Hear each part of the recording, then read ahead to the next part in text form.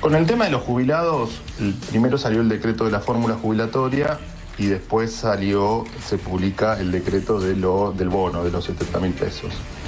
Como estamos al cierre del mes por el tema de los días hábiles, que se nos agotaron los días hábiles, lo que va a ocurrir es que se le va a pagar a los jubilados en dos liquidaciones diferentes. Se va a hacer una liquidación por la jubilación, aplicando la nueva fórmula jubilatoria y el nuevo esquema, y otra con el bono. Entonces, esto se hace en dos momentos distintos, pero no porque se les paguen cuotas, sino porque administrativamente se tiene que hacer en dos momentos diferentes, nada más. Después, ¿qué tiempo habrá entre uno y otro? Bueno, será lo que dicte los tiempos administrativos, los procesos administrativos, pero va a ser inmediato. Es simplemente eso. No es que se le va a pagar en dos cuotas, van a existir dos liquidaciones, que una se va a liquidar primero, después se va a liquidar la otra. La primera va a ser por la jubilación, la segunda va a ser por el bono. Pero no hay pago en cuotas como se está diciendo a los jubilados. Obviamente, de todo se va a publicar los cronogramas correspondientes y las fechas de cada uno de los pagos. Como se hace siempre, acá en tal caso se hará de las dos liquidaciones, ¿no? Las fechas de las dos liquidaciones. Pero te repito, fue meramente un tema estrictamente administrativo de la burocracia que tienen estos temas. Tanto el presidente López Obrador como su candidata Claudia Sheinbaum han tenido palabras muy duras con usted. Es un halago. Es un halago. Digo, que un ignorante como López Obrador hable mal de mí, me enaltece.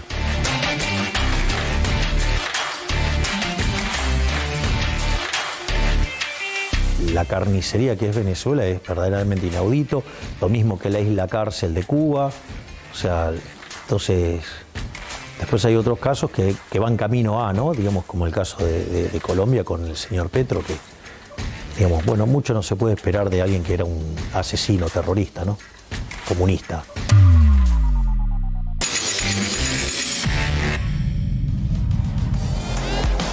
Muy buenas noches a todos, bienvenidos a la noche de A24, bienvenidos a MMC.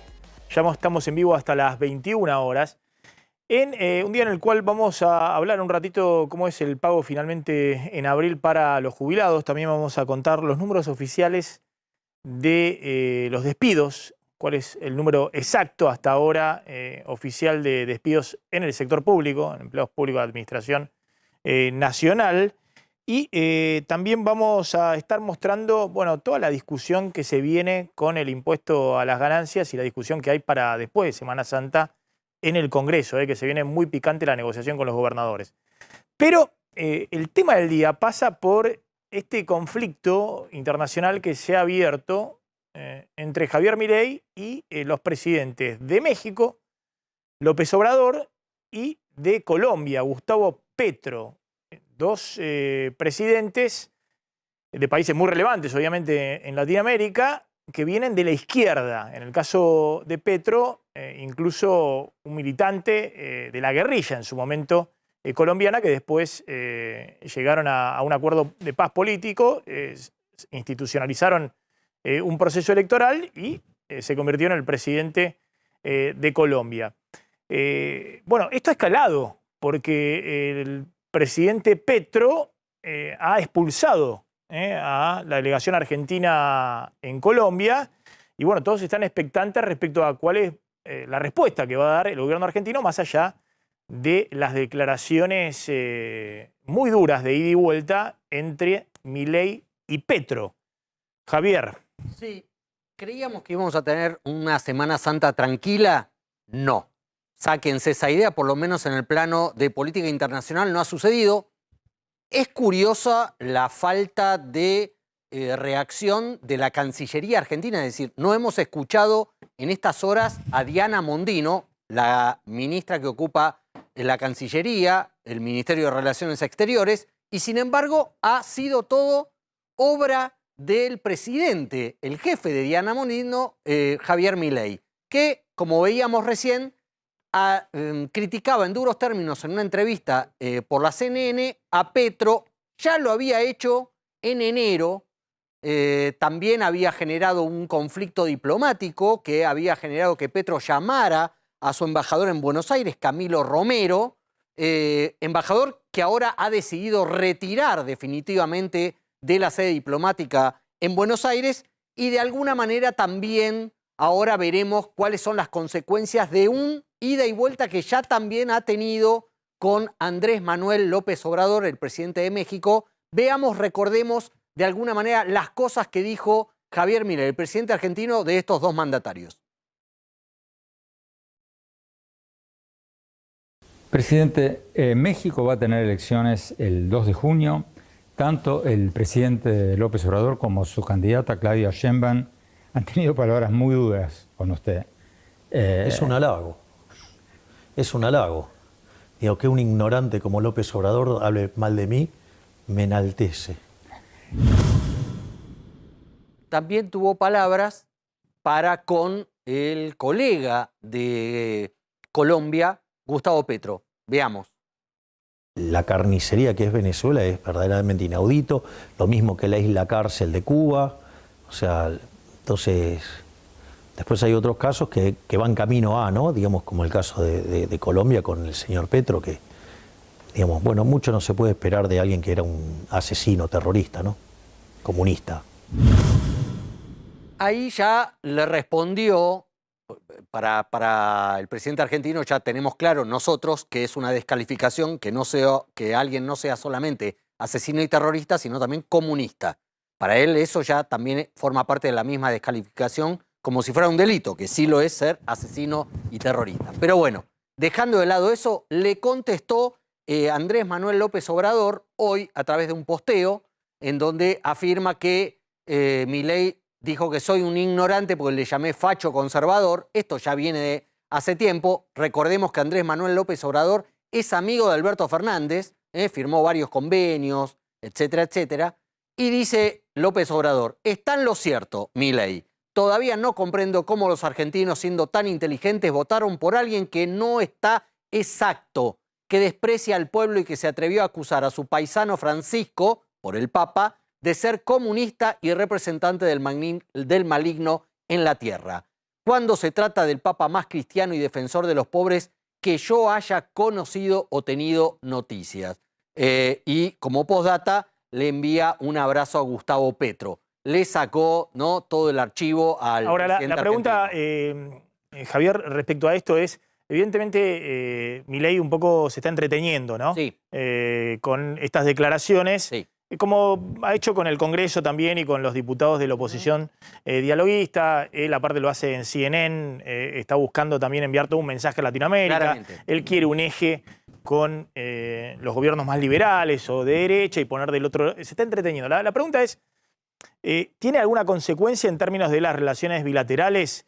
Obviamente tanto México como Colombia son dos socios importantes de la Argentina en términos comerciales, no tan importantes como Brasil, que es el principal socio comercial, pero ¿tiene algún impacto, alguna consecuencia todo esto? ¿Qué es el tema este de la expulsión de los diplomáticos argentinos de la de Colombia? De la sede diplomática argentina en Bogotá. Bueno, hasta ahora está solamente limitado al plano político de las relaciones internacionales. Por eso sería interesante escuchar en algún momento la palabra de la canciller Diana Mondino, que a veces es veloz para hablar de temas económicos que no le incumben en su cartera y no dice nada de todas estas cosas. Pero hasta ahora está limitado a un tema de relaciones internacionales. No afectan acuerdos económicos, pero insisto, por ahora, porque también tenemos el antecedente de la mala relación que hay entre el presidente Javier Milei y el presidente Lula Ignacio da Silva, presidente de Brasil, nuestro principal socio comercial. Bueno, hay que ver de qué manera escala este conflicto para ver si empieza a tener algún tipo de repercusión que exceda lo meramente político. Bueno, repasa un poquito con estas placas, entonces, lo que hablábamos, ¿no? Las relaciones de Milei en Latinoamérica. Sí, se me ocurrió hacer un quién es quién, con quién se lleva bien, con quién pulgar arriba, con quién pulgar abajo Javier Milei en América Latina, particularmente, no en todo el mundo. Y ahí los tenemos. Mal vínculo, mala onda del presidente argentino, lo decíamos con Lula, quedó claro con Maduro, con Gustavo Petro, con Andrés Manuel López Obrador. también con Díaz-Canel, el presidente de Cuba, Cuba también comunista, el antiejemplo, y Daniel Ortega, de Nicaragua. Todo para atrás ahí. Hay insultos, descalificaciones, críticas, de ida y vuelta. Hay algo que tiene razón Milei, es de ida y vuelta. No es solo Milei, también desde esos países se lo ha demonizado al presidente argentino. Él justamente... Ahora mete todo en la misma bolsa, lo mete a Maduro con Lula. A todos. Y con Ortega, todos digamos. adentro. Y no separa, digamos, ahí la paja del trigo. No importa si lo votaron, No pone a Ortega si no lo con Maduro por un lado, a Lula, a Petro por el otro, todo en la misma bolsa. Pero hay gente en América Latina con la que tiene buen vínculo. No, porque digo, si igualás a todo, lo pones a todo en el mismo bolsa, lo estás salvando a Maduro. Bueno. Lo estás metiendo, no sé, a Lula con Maduro, lo estás, si se quiere, poniendo a Maduro, que es un dictador, al mismo nivel que un presidente elegido democráticamente, que aparte acaba de ganar la elección a Bolsonaro. Exacto. Bueno, a su amigo Bolsonaro. Sí, bueno, pero más allá de eso, reconocida por todo el mundo. Pero, entonces, ojo con eso, ¿no? Cuando te pasás de rosca, porque si querés separar e identificar a los dictadores, no lo podés poner al mismo nivel. Los estás jerarquizando a los dictadores, como Maduro. Exacto. Los mete a todos en la misma bolsa. Bueno, en la bolsa de buen vínculo, de buena onda, son poquitos, pero bueno, son. Bukele de El Salvador, muy público los elogios, no solamente del presidente, sino de Patricia Bullrich y gran parte de su gabinete. Lacalle Pou, el presidente de Uruguay, y Santi Peña, de Paraguay, que esta semana estuvo por Buenos Aires, viene muy seguido, son los que tiene buen vínculo. Es decir, hay un alineamiento evidentemente ideológico, pero insisto con esto. Una cosa es el alineamiento ideológico, que es totalmente lícito, y es lógico que Milei se alinee ideológicamente con estos tres presidentes. Y otra cosa es el rechazo ideológico, cuando lo que tenés que rechazar es respetar a los pueblos y a las instituciones elegidas democráticamente, como es el caso de Brasil, o es el caso de Colombia, o es el caso de Chile, donde también hay un comunista, llamarlo así, un izquierdista y demás. Bueno. Y otra cosa distinta es el caso de Maduro.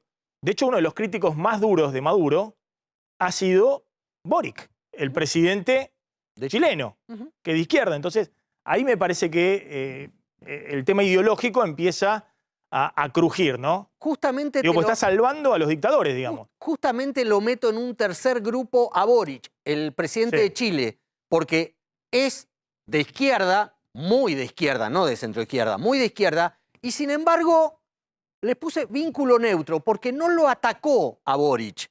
De hecho, vino a la Asunción, y fue muy respetuoso. Y tuvo que dar explicaciones en Chile, Boric, por qué venía a la Asunción de Milei, y explicó, es un tema institucional. Nosotros tenemos la obligación de llevarnos bien o de tener un diálogo con nuestro vecino argentino, elijan a quien elijan los argentinos. Entonces con Boric, bien, o neutro, digamos, tampoco lo ha elogiado.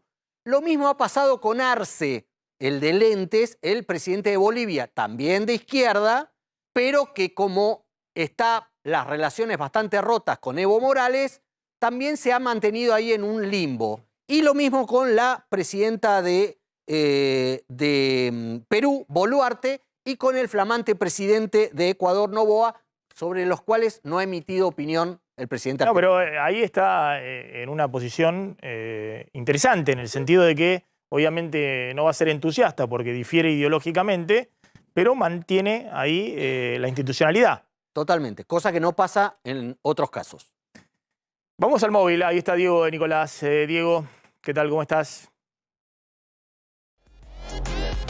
Estamos en una estación de servicio aquí sobre la Avenida del Libertador, donde durante toda la jornada se han observado largas filas para cargar. Algunos dicen, bueno, porque es fin de semana largo, gente que se tiene que ir, y otros quizás tratando de ahorrarse unos pesitos antes del próximo aumento de los combustibles. que según parece no va a quedar otra que tener que aceptarlo a partir del 1 de abril, porque en este tema de actualización impositiva que estaba suspendido durante algún tiempo, bueno, a partir de abril se incrementaría nuevamente o se regresaría a esa carga impositiva que había estado suspendida. Ahora, ¿cuánto está la nafta hoy y a cuánto se podría ir? Mira, vamos a girar con la cámara para mostrarte el panel que indica que la super actualmente está a 819 pesos y la nafta premium está a 1018. Obviamente, este es un precio de la ciudad de Buenos Aires, en la provincia de Buenos Aires tiene otro precio y en las distintas provincias argentinas seguramente está mucho más alta. Bueno, el incremento sería de aproximadamente un 4,5%, con lo cual estaríamos hablando que la nafta super podría estar rondando los 860 pesos y de ahí para arriba depende el lugar geográfico de la Argentina. Así que expectativa hay una de diferencia parte de grande, los automovilistas para ver qué pasará. Perdona, Diego, hay una diferencia grande en el precio de la nafta en la ciudad de Buenos Aires y en el Gran Buenos Aires. En el Gran Buenos Aires está casi 10% más cara en el caso de YPF la nafta en el Gran Buenos Aires, incluso en el primer cordón del Gran Buenos Aires respecto a la ciudad de Buenos Aires. Hay muchas colas, se ha visto en los últimos días, siendo que el aumento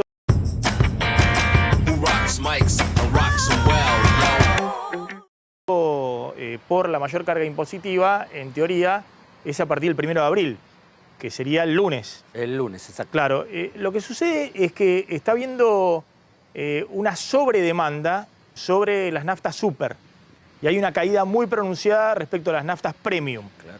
Entonces me parece que las filas que se han visto en los últimos días, además de que cada vez que se habla ahora de que va a aumentar, todo el mundo va y trata de cargar, tiene que ver con que en algunos casos a veces hay problemas con el abastecimiento de la nafta super, porque hay una demanda muy fuerte sobre la super, mucha gente que se está cayendo de la premium y va a cargar super. Hay una caída muy pronunciada de las naftas premium en detrimento de la super, o de las, digamos, las naftas más baratas. Diego, gracias, muy amable.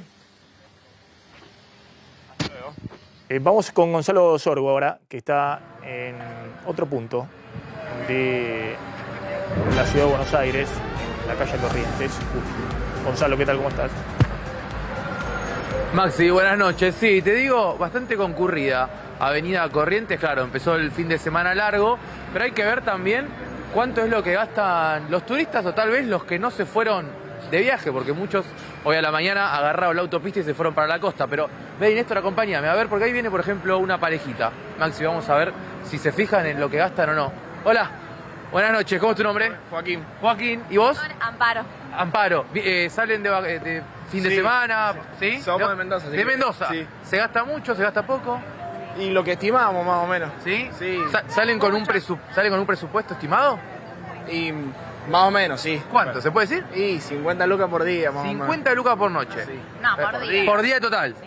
Por 2 comidas fuertes. ¿Y hotel? No, departamento. Departamento. Sí. ¿Eso se paga aparte o es de algún familiar? No, aparte. Aparte, Sí. es decir, 50.000 pesos por día y se paga aparte. Bueno, ¿van a disfrutar? Sí. Bueno, vayan a pasear Gracias. entonces. Gracias, chao. Mira, Maxi, primera pareja, 50.000 pesos por día más la estadía. A ver, señora, buenas noches. Hola, no se vaya, venga aquí. Soy la nona, yo. La nona, escúcheme, nona, ¿cómo es su nombre? No. ¿Cómo es su nombre? ¿Cuánto se gasta por día? A ver usted, ¿cómo es su nombre?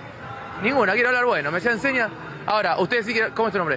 Josué, ¿su nombre? Josué, Gonzalo, un gusto. Estamos Gonzalo. en vivo para 24. Sí. ¿Cuánto se gasta la noche porteña? ¿La noche porteña? Sí. Y depende de qué clase de noche quiera. Fin de semana. Fin ¿Estás de de se- vacaciones? ¿Venís a pasear?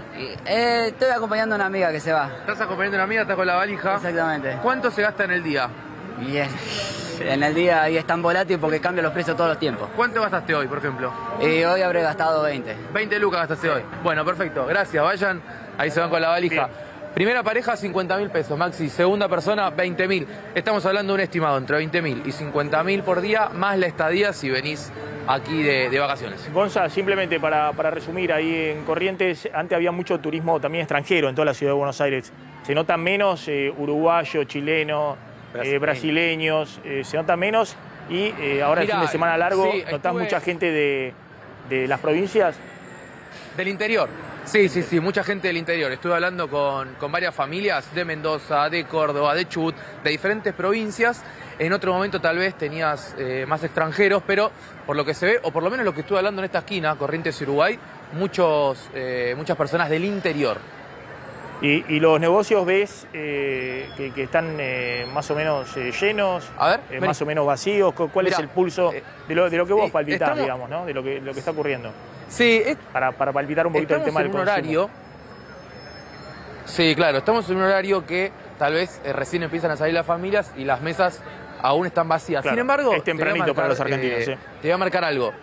Sí, es tempranito, pero te voy a marcar algo. Este lugar nunca tuvo estas mesas en este sector. Es decir, que agregaron 2 filas más. Por ende, se esperan que salgan más personas. Hola, buenas noches. ¿De dónde sos? Chaco, Resistencia. Del Chaco, Resistencia. Mira lo que te decía recién, del interior. Venimos, sí, ¿Cuánto se gasta en la noche porteña? Y calcularle un 16, 17 mil compartiendo una pizza, algo. Una Sí, pizza. sí. ¿Se ve? ¿Cuándo llegaron? Ayer llegamos. Ayer Sí, llegaron. sí, ¿Ven estamos nuevito. turismo argentino o turismo internacional? Mucho de todo, de los dos ahí. ¿De los Sí, dos? De los dos, Sí. sí. Internacional como Bien. nacional Como también nacional. ¿Qué están tomando? ¿Una birrita? hay. Hicieron un shop y vamos a Y una pizza. compartir una pizza, algo. Genio. Un Bueno, lujo. gracias. Del Chaco, ahí está. 20 lucas aproximadamente, lo mismo que nos decía el otro muchacho que se iba de viaje. Gonza, gracias. Ahí está Gonzalo Sorgo, muy amable como siempre. Vamos a hablar un poquito del tema de jubilaciones. Se viene, ahora lo va a contar Javier Calvo, toda una discusión en el Congreso por un paquete grande fiscal, la ley ómnibus, y también estaba ahí metido el tema jubilaciones. El gobierno decidió avanzar, sacarlo al tema, llevarse la marca, si se quiere, del costo político del tema jubilatorio, porque veía que si no se embarcaba en una cosa que iba a ser muy difícil de llevar adelante, ¿no? Creo que los gobernadores agradecidos. Que le dijeron, bueno, llévate vos la marca de la jubilación, asumí vos el costo político de lo que ocurra, y después discutimos cómo compartimos el costo político con impuesto a las ganancias y otros temas que vienen ahora en abril en el Congreso. Está Cintia Coturel, abogada previsionalista, porque hoy se conoció que esto fue tan apresurado en la negociación política, no daban los tiempos, empieza abril el lunes y los jubilados cobran a mes en curso, entonces hay que pagarle ya las jubilaciones, además que cobran poco, hay que pagar, y son 7,5 millones de jubilados. Y hoy se conoció que va a haber un pago en 2 tramos dentro del mismo mes de abril de los haberes jubilatorios. ¿Cómo va a ser esto, doctora Coturel? Bueno, esto tomamos conocimiento por un comunicado de prensa de ANSES que informó que como no se llegaba a incluir en las liquidaciones el aumento de esta nueva movilidad que salió esta misma semana, el lunes, publicada en el boletín oficial, pero no se reglamentó todavía, y el bono de 70.000 pesos recién salió publicado en el boletín oficial el día jueves de la semana pasada. ANSES siempre tiene sus liquidaciones a partir del día 20-22 de cada mes, o sea que cuando Del salió... mes anterior. Claro, porque obviamente son millones de recibos de jubilación y pensión, hay beneficiarios que cobran 2 beneficios, no pueden hacerlo el último día del mes, obviamente. Cuando salió ese decreto del bono ya estaban los recibos, había que incluir el bono.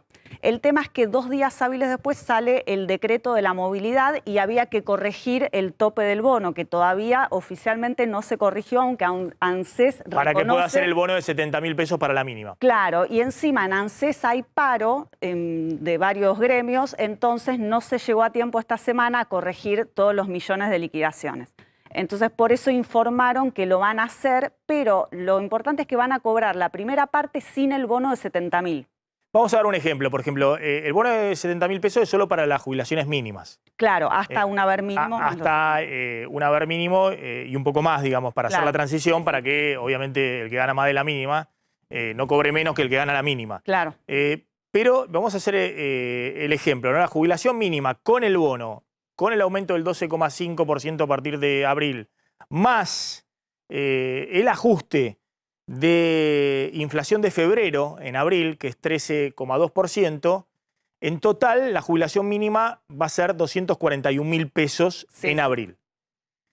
¿Cómo se va a pagar eso? Bueno, lo que van a cobrar en el primer tramo o primera cuota, como se lo quiera llamar, son los 130. Cuota no, porque el gobierno no quiere que se llaman cuotas. digamos. Claro, bueno, Porque, pero- claro, el primer tramo, digamos. Va a ser en el mismo mes. Pero en el primer Pero cobro desdoblado. de esos 240.000 pesos, 41.000 pesos de la jubilación mínima, el primer tramo va a ser 134.000 pesos, que es la mínima vigente en marzo sin el bono de 70.000. claro, y sin el aumento, Claro, sin el aumento. de la movilidad por inflación, ni el 12,5% que se aplica por única vez en abril. Del incremento extraordinario. Exactamente. Entonces, por un lado, ese jubilado de la mínima cobrará 134.500 pesos. En realidad un poco menos, porque eso es el bruto, hay que descontarle el 3% de obra social, o sea que es menos. Está bien. No sé Y después va a cobrar, dentro del mismo mes de abril, el resto el bono de 70.000 pesos, y el incremento. el incremento del 12,5 más el 13,2% de la inflación. Exactamente. Es decir, que por un lado estarían cobrando 134.500 pesos, o pongámosle ese número, y por otro lado estarían cobrando poco más de 100.000 pesos para completar en abril los 241.000 pesos que va a cobrar la jubilación mínima. Exactamente. Sí, lo mismo que esto es algo bueno que se anunció, que la PNC, o sea, la pensión no contributiva por invalidez, y la PUAM también les van a aplicar estos anticipos de la movilidad, que eso no quedaba claro en el decreto, pero ANSES lo comunicó. Y también les va a pasar lo mismo. El beneficiario de la pensión no contributiva va a cobrar 87.000 pesos en el primer tramo, y el saldo, que son 100.000 pesos más, lo va a cobrar en el segundo tramo. Uno tiende a creer que a partir de mayo ya se va a aplicar la nueva fórmula, y en mayo van a ajustar con la inflación de marzo. Claro. Que si la inflación es 12% en marzo, o es más o es menos, ese porcentaje va a ser el aumento de los haberes jubilatorios en mayo. Claro, en mayo. Habría que Pero ver cuándo se publica. el interrogante es para los que cobran la mínima, ¿qué va a pasar con el bono de 70.000 pesos? Claro. Si va a seguir en mayo en 70.000 pesos, si va a aumentar también con la inflación o no. Es un poco el interrogante para mayo y para los meses subsiguientes. Claro, porque ese bono lo van renovando mes a mes y generalmente muy a fin de mes. Entonces no se sabe, por eso no se llegó a incluir, porque vino este fin de semana largo y hay menos días hábiles también.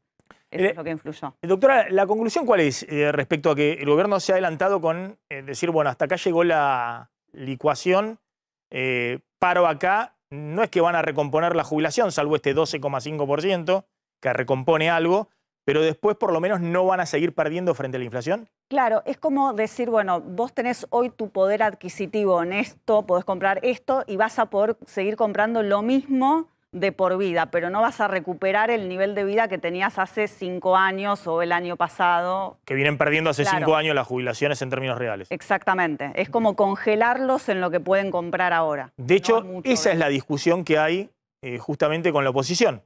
Y lo sumo acá a Javier Calvo, porque la oposición está diciendo que la compensación del 12,5% es insuficiente. Algunos dicen, Pichetto, el bloque Coalición Federal, debiera ser el 20% que fue la inflación en enero. Otros, como los radicales, TAS, dicen no, tienen que compensarlo también por lo que perdieron en diciembre. Exacto. Por eso, en la negociación encarada con los gobernadores, esta semana tuvo un nuevo capítulo con el ministro del Interior, Guillermo Francos, viajando al norte para juntarse con 10 gobernadores del norte grande, y en esas conversaciones quedó claro que el tema de la movilidad jubilatoria iba a ser un problema para tratarlo en la ley ómnibus, por eso fuera la movilidad jubilatoria de la ley ómnibus. Ahí está, fuera. ahí ven el toma y daca Claro. con los gobernadores, el punteo. Claro. Afuera, la movilidad, le dijeron al gobierno, pagá el costo político vos. Sí. Sí hay posibilidades de incorporar a la nueva ley ómnibus, o la nueva ley bases, como le gustaría que se dijera el presidente, no le gusta que se diga ley ómnibus, reta a los funcionarios que dicen ley ómnibus, así que en la ley bases, según el presidente, también van a incorporar la reforma laboral. Están estudiando con la anuencia del PRO, con la anuencia de parte del radicalismo y de Hacemos Coalición Federal, el bloque de Pichetto, incorporar aspectos de la reforma laboral que hoy está parada en la justicia y sobre la cual, en la que estaba en el DNU 70, está parada en la justicia con fallo de la Cámara Nacional Laboral y lo tiene que tratar la Corte Suprema. Para eso pueden faltar meses. El gobierno quiere acelerarlo, por eso propone meter la reforma laboral. Otro tema de discusión con los gobernadores, un tema que te gusta mucho, Maxi, es el tema del impuesto a las ganancias. ¿Quién se hace cargo de volver a poner la cuarta categoría Y la idea de ponerla en la ley ómnibus también hace ruido. Los gobernadores no quieren quedar ellos pidiéndolo, entonces están evaluando, es otra de las trabas. Este es un tema muy delicado, muy delicado, porque puede abarcar a 1 millón, a 1,5 millones de trabajadores en un rango salarial entre 1,5 millones y 2,5 millones de pesos, que son trabajadores típicos de una clase media que tiene el aumento de los colegios privados, la prepaga, del seguro, de la patente, todo junto, y en medio de eso es una quita nominal. Es un impuesto que quita nominalmente directamente una parte del salario. En algunos casos puede ser el 10%, en otro un poquito más, en otro un poquito menos. Sí, y la discusión con los gobernadores, con las provincias, es siempre la misma. Las provincias no quieren quedar pidiendo el regreso del impuesto a las ganancias, pero quieren los recursos que perdieron al caerse el impuesto a las ganancias durante la campaña electoral del año pasado. Y el otro punto en donde el gobierno intenta seducir, o por lo menos lo dejó en evidencia Francos en el diálogo con los gobernadores del norte, es el regreso de la obra pública. Pero atención, no se entusiasmen, gobernadores, es terminar obras que las gobernaciones provinciales están casi... Un puente a medio hacer. Con financiamiento... Que puede haber algo más ineficiente que un puente a medio hacer que paralizaste la obra. Exacto. Y algún gobernador dijo, guarda, si ponen eso sobre la mesa, hay más chances. Estos son los números oficiales, que incluso registra también el INDEC en base a información del Ministerio de Economía. Los números oficiales del empleo público en la Administración Nacional y en las empresas públicas. Según esos números, ahí van a ver la planilla, hay exactamente, el último dato es de febrero, completado febrero, todavía no se completó marzo, había 10.663 empleados públicos menos a fines de febrero respecto a noviembre, es decir, antes de que iniciara Javier Milei su gestión. Esto es 3,1% menos de empleo. Este es el número exacto, por lo menos hasta febrero, no tenemos los datos de marzo, de reducción de la planta de personal de la Administración Pública Nacional. De hecho, fíjense que ahí dice dotación total estimada por estructura organizativa hasta febrero de 2024, y la cantidad de empleados públicos del Estado Nacional son 332.000 trabajadores, ¿no? Después de esta reducción de 10.663 trabajadores. La mayor parte está en la Administración Pública Nacional, el resto, hay unos 109.000 trabajadores en empresas y sociedades del Estado. Los empleos públicos en la Argentina suman más de 3.600.000 empleados públicos, de los cuales el Estado Nacional tiene apenas el 10%, un poquito menos del 10%, que son estos 332.000 trabajadores. El resto están en las provincias y en los municipios. Ojo que acá hay un tema clave, que es bueno, el tema de las provincias y los municipios, que obviamente no están en control del gobierno nacional. Ahora, más allá de si 70.000, 50.000 los contratos que sean de baja, por lo menos el registro, insisto, hasta febrero, no están los datos de marzo, que todavía no terminó, eran estos 10.600 trabajadores. De hecho, creo que hay la semana que viene un paro anunciado por ATE, uno de los sindicatos más combativos, digamos, por lo menos frente al gobierno de Javier Milei, creo que es para el martes próximo, en reclamo de estos 10.000 despidos que son los que tienen corroborados, que condice con esta información que estamos mostrando. En medio de todo esto hay una gran polémica, en medio del ajuste fiscal, por la compra de aviones a Dinamarca. Sí, otro caso curioso donde sí hay plata. Para algunas cosas no, para otras sí. Esta semana se firmó un protocolo, un convenio con Dinamarca para comprar aviones, 24 aviones F-16 de origen norteamericano, que en poder de Dinamarca no son aviones nuevos, sino aviones de alguna manera remozados, que tienen pros y contras, ¿no? En la firma de este convenio que hizo Luis Petri con el ministro de Defensa de Dinamarca. A favor, ¿qué tiene, según los especialistas? Una continuidad política. La Argentina estaba encarando una compra de aviones militares a China, de aviones chinos. En la última parte del año pasado, una vez que Sergio Massa asumió el Ministerio de Economía, hubo un cambio para ver si no se podían comprar aviones norteamericanos que no puede vender Estados Unidos, sino que hay que tercerizar por el famoso tema de Gran Bretaña, el Reino Unido, que tiene dentro de su política boicotear cualquier compra militar argentina, teniendo en cuenta el conflicto Malvinas. Hay ahí una continuidad política que continuó justamente este gobierno de la gestión anterior. Hay también a favor un posicionamiento geopolítico. Para la política exterior de Javier Milei, de alineamiento con Estados Unidos, lo lógico era comprar aviones militares norteamericanos y no chinos, ¿no? De alguna manera hay una coherencia ahí. También plantean como ventaja que hay un financiamiento súper blando. Como Estados Unidos, la administración Biden está muy interesada en que la Argentina compre estos 24 aviones, ofreció un financiamiento a 6 años con un costo de 650 millones de dólares entre los aviones, las armas que vienen con estos aviones y el mantenimiento, los repuestos para el mantenimiento de estos aviones. Es un crédito muy blando, pero que en algún momento no se conoce la tasa de interés del no se crédito. Conoce, o por lo menos yo no accedí a la tasa. Y después, a favor la actualización de recursos. La Fuerza Aérea Argentina no compra aviones militares prácticamente de los Mirage que se le habían comprado a Francia y que se usaron en la Guerra de Malvinas. Pero hay posturas críticas sobre este acuerdo, también hay que decirlo. Las posturas críticas básicamente pasan por el costo de la operación, 650 millones de dólares, aunque sean 6 años, aunque sea con créditos blandos, aunque sea con tasa de interés muy beneficiosas, es un costo que no se sabe, nadie puede asegurar que es pertinente en este momento. Sobre todo con el segundo factor.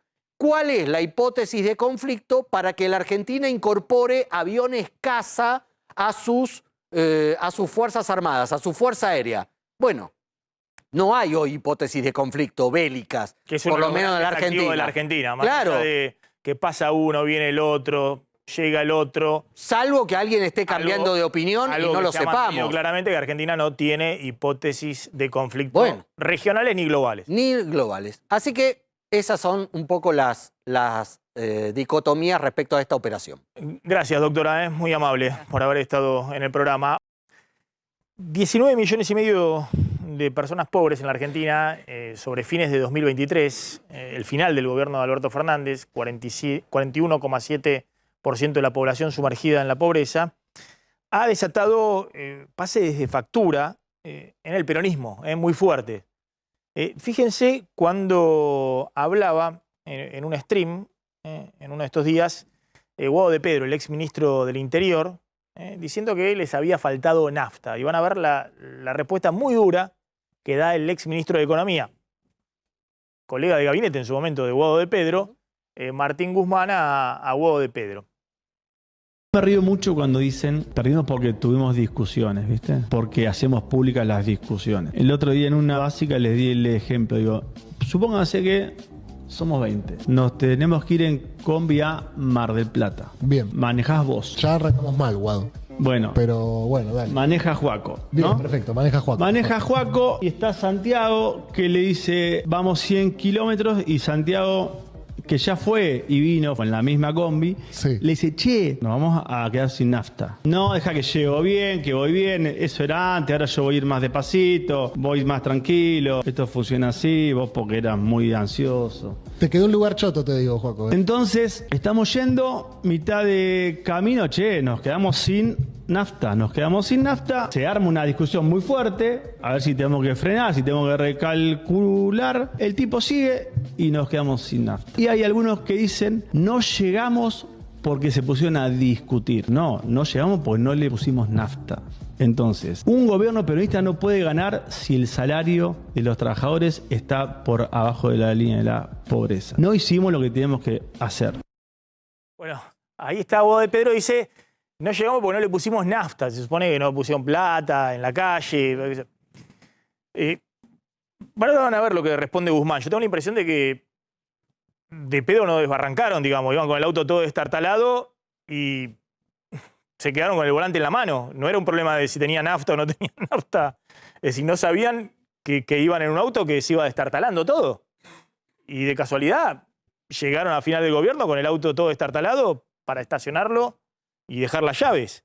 Fíjense lo que dice Guzmán, que era colega de Guado de Pedro, respondiéndole a Guado de Pedro. Ayer el INDEC publicó los datos de pobreza de 2023. Durante la gestión Massa, la tasa de pobreza subió 5,2 puntos porcentuales, 1,5 millones de personas cayeron en la pobreza y 1 millón de personas en la indigencia. Bueno, cita la pobreza en la niñez, que subió 7,5 puntos.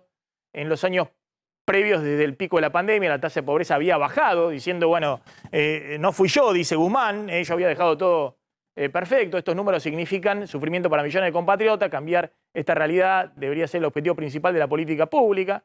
Y sí, seguro que faltó nafta, pero ¿cuál era la nafta? La nafta era más déficit fiscal con emisión monetaria, dice Guzmán, que ahora dice, bueno, yo la tenía clara, pero no me dejaron políticamente. Una reducción de subsidios pro rico al consumo de energía para tener que financiar menos déficit con impuesto inflacionario antitrabajador, ¿no era mejor combustible? Y un esquema cambiario que no incentivase la amortización de las deudas del sector privado. Bueno, dice Guzmán que hicieron, fíjense, sí, un tuit larguísimo, que él había hecho las cosas bien. Mostremos la segunda parte del tuit de Guzmán. Claro. Dice que, bueno, que él estaba todo perfecto, que el problema fue después que vino Massa y que disparó la... Bueno. O todo eso fue querosén que fabricó desigualdad y pobreza y llevó a más de 200% de inflación anual y le dio vía libre al gobierno actual para implementar políticas aún más regresivas que están generando aún más pobreza y desigualdad.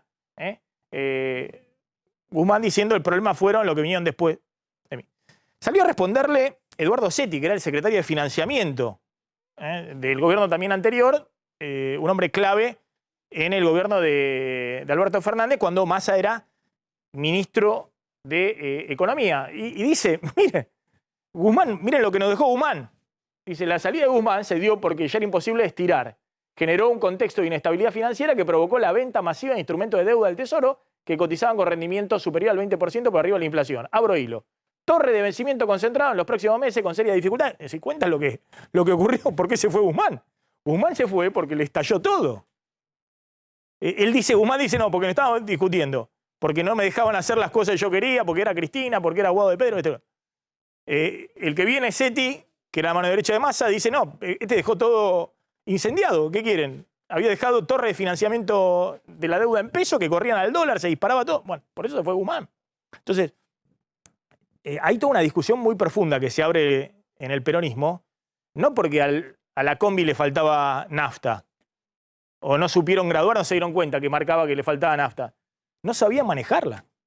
Evidentemente no supieron manejarla. Y de casualidad no se estrellaron. De hecho, fíjense, cuando se va Guzmán, estaba la idea de si se quedaban una semana más o no se quedaban una semana más, ¿te acordás? Sí. Que lo dijo Ferraresi. Sí, el helicóptero. Claro, ahora es insólito porque cada uno quiere salvarse como puede. Guzmán por un lado, Guado de Pedro por el otro. Muy impresionante. Dato de Casa de Gobierno, ¿qué está pasando con Karina Milei? La secretaria general de la presidencia se regaló de cumpleaños hoy. En un ratito ya se termina el día de cumpleaños de la hermana del jefe, como dice el presidente. Se regaló la presentación pública del nuevo jefe de la Casa Militar.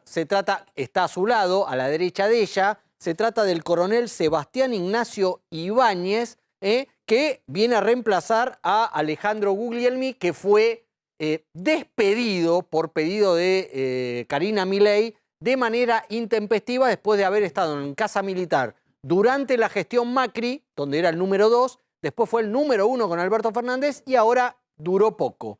Bueno, presentó en esta foto oficial que divulgó Casa Rosada, donde además le desean feliz cumpleaños a Karina Milei, trabajando hoy, un día de cumpleaños, ¿no? Como si vos cuando cumplís años, Maxi, dijeras, che, hoy no hago el programa, o yo. ¿No? No, todos laburamos el día de cumpleaños. No hay mucho para golpearse el pecho con eso. Pero bueno, dejémoslo así. Los datos de pobreza que mostraron el gobierno de Alberto Fernández a fines del año pasado, datos del INDEC, 19 millones y medio de personas, 41,7% de la población. Como decíamos, hay distintas estimaciones de qué sucedió en el primer trimestre del año. El propio gobierno reconoce un incremento por la aceleración inflacionaria todavía de la pobreza, que puede estar en este primer semestre de 2024 en el orden del 45%. Esto es 2 millones de pobres más. Son niveles de pobreza similares a el 2002, pero hay una diferencia clave con el 2002. En el 2002 había 3 millones de jubilados, hoy hay 7 millones y medio de jubilados, muchos que entraron por las moratorias, y no existía la UH, la Asignación Universal por Hijo. Se creó de emergencia el Plan Jefes y Jefas de Hogar por parte de Duhalde, una especie de extinguidor de fuego social de emergencia que aplicó Eduardo Duhalde, el presidente de transición, ahí en la crisis del 2002. Hoy la UH cubre, la Asignación Universal por Hijo, cubre a 4 millones y medio de chicos en todo el país y la cobran unos 2 millones y medio de hogares, de familias en el país. Entonces es una cobertura muy importante. Y evidentemente el gobierno es consciente de que el ajuste muy fuerte, un ajuste feroz que se está llevando adelante, se hace sobre un polvorín social. Si no nos explica, fíjense lo que ha pasado. Se licuaron las jubilaciones, pero se recompuso el poder de compra de la UH. La placa siguiente, por favor. Efectivamente, ha habido desde noviembre a marzo un aumento de la UH, ahí se ve, la UH que ajustaba por la fórmula de movilidad previsional, siempre con el serruchito, porque 4 veces al año, en marzo, junio, septiembre y diciembre, sube y recién se lo come la inflación. Bueno, fíjense este salto. Este salto es la placa siguiente, el aumento de la UH. Aumentó en diciembre con la movilidad previsional, se la puso en 20.600 pesos, pero en enero la duplicaron. 100% de aumento, la llevaron a 41.000. Y sobre eso le aplicaron el 27,18% de la movilidad previsional de marzo. Entonces da, hoy en 52.000 pesos, da 206% de aumento desde diciembre. Es decir, licuaron los jubilados, pero no la UH. Al contrario, se recompuso. La inflación en ese periodo fue un poco menos del 100%. Entonces, evidentemente hay una toma de conciencia de que ahí hay un problema social muy, pero muy delicado y que mejor poner plata ahí cuando se está cortando por todos lados. Javier, gracias. No, por favor. Felices Pascuas para todos. Nos reencontramos el martes a las 20 horas aquí en MMC. Se quedan con Mariano Ollese. Chau, pásenla bien.